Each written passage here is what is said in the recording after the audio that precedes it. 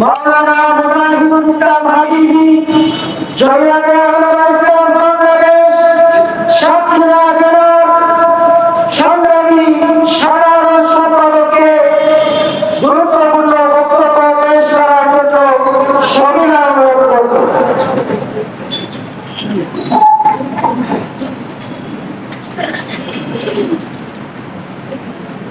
نحمده ونصلي على رسوله الكريم أما بعد الحمد لله جميع العلماء ইসলাম বাংলাদেশ সাতক্ষীরা জেলা কর্তৃক আয়োজিত বৈষম্যবিরোধী ছাত্র আন্দোলনে ও ঐতিহাসিক শাপলা চত্বরে শহীদদের স্মরণে দোয়া ও গণসমাবেশ।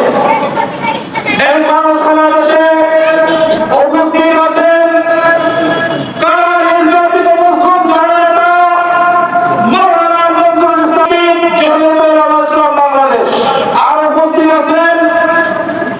মাওলানা তাহাউদ্দিন জাকারিয়া যুগ্ম মহাসচিব জমিয়তে উলামা ইসলাম বাংলাদেশ। আরো উপস্থিত আছেন জমিয়তে উলামা ইসলাম বাংলাদেশ সাতক্ষীরা জেলা শাখার সভাপতি মাওলানা মুফতি সাইফুল্লাহ। সর্বপ্রথম আল্লাহ সুবহানাহু ওয়া তাআলার দরবারে শুকরিয়া আদায় করি যে আল্লাহ সুবহানাহু ওয়া তাআলা আমাদেরকে এই প্রতিকূল আবহাওয়ার মধ্যে এই জমিয়তের গণসমাবেশে উপস্থিত হওয়ার তৌফিক দিয়েছেন।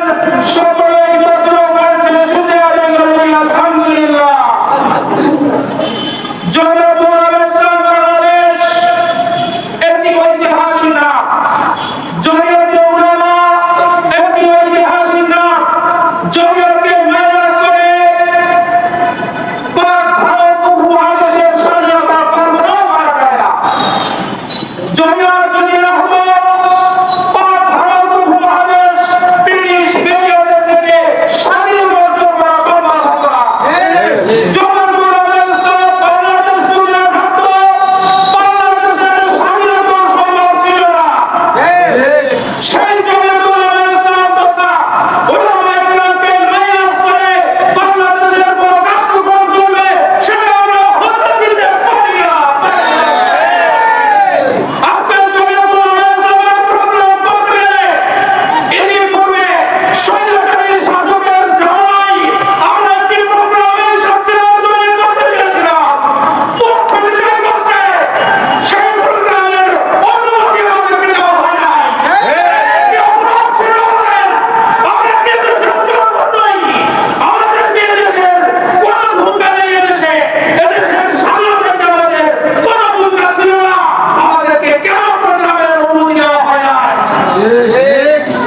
সেই স্বৈরাচারী শাসনের পতন হয়েছে। বাংলার মানুষ তথা পুরো পৃথিবীর মানুষ দেখতে পেয়েছে কত লজ্জাজনক ভাবে তার নিপাত হয়েছে, পতন হয়েছে। সে কথা স্মরণ করিয়ে দিতে চাই। বর্তমানে যারা ক্ষমতায় আছেন, আগামীতে যারা ক্ষমতায় থাকবেন, উলামায়ে কেরামকে মাইনাস করে বঞ্চিত করতে চাইলে এই পতনের কথা আপনারা মনে করে রাখবেন। এই পতন কিন্তু শুধুমাত্র আজকের নয়, পৃথিবীর শুরু থেকে এই পতন হয়ে আসতেছে। জুলুমের পতন কিয়ামত পর্যন্ত হতেই থাকবে, হতেই থাকবে। জমিয়তে উলামা ইসলাম বাংলাদেশ শুধুমাত্র উলামায়ে কেরামের সংগঠন নয়। জমিয়তে উলামা ইসলাম হক্কানি উলামায়ে কেরামের তত্ত্বাবধানে গণমানুষের সংগঠন। এখানে দল মত নির্বিশেষে সবাই যোগদান করতে পারে।